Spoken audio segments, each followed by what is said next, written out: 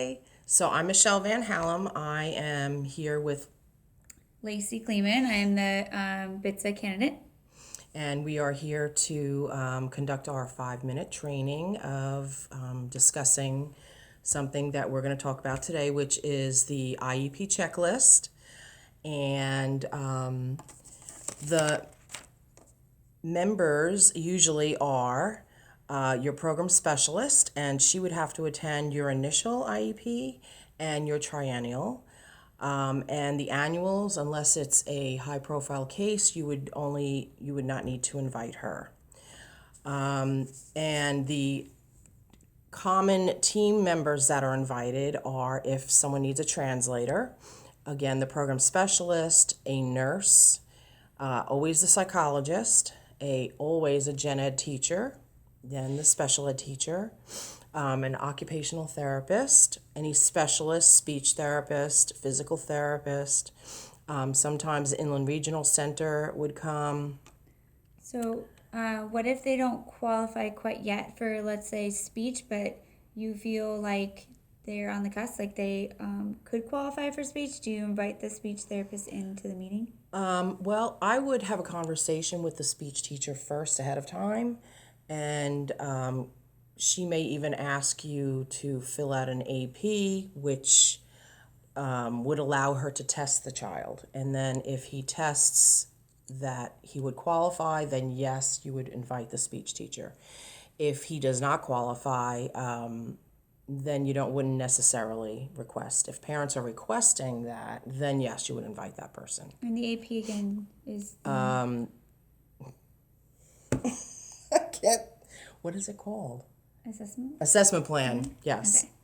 And then, do you have to notify parents before you do conduct an assessment that you have Yes. concerns? That's what Okay. the AP is for. That will notify them. Yeah. I said it's 2 minutes. Okay.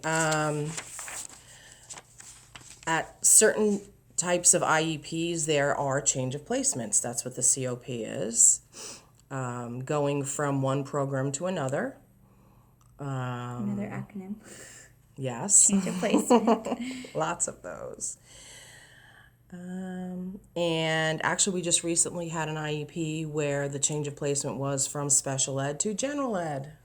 Oh, that's cool. Yeah, I actually have 3 students from last year that are second grade that went to general ed, so that is just fantastic for me. From a resource room or No, from my SDC? room, SDC. Very cool. That's quite an accomplishment. Yes. So to exit a student, is there like a long process in how to exit a student from special ed? Well, everyone has to do all their testing. Usually you do a pre-meeting and everyone needs to be in agreement. And it's not really going to be a surprise to the parent because you're going to talk to the parent also. And it's one fantastic meeting to have.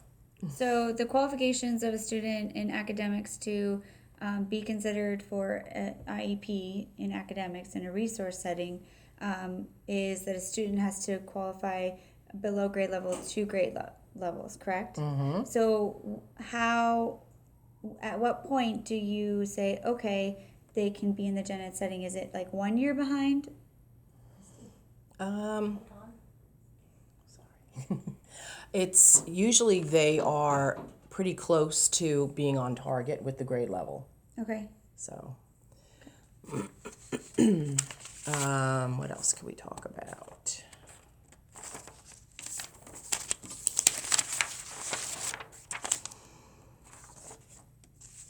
When you bring your draft IEP to your meeting, you're going to want to write the words draft on it. You're going to want to bring any kind of documentation that you need to bring when you want to discuss any kind of situation. I always bring my teacher file that will have all kinds of Like work samples? work samples in it, and you can present that at the IEP. and pass it around. I usually print up 3 files, 3 copies of everything so that the parents get a copy and whoever else needs a copy. Usually the service providers come to the meeting with a copy.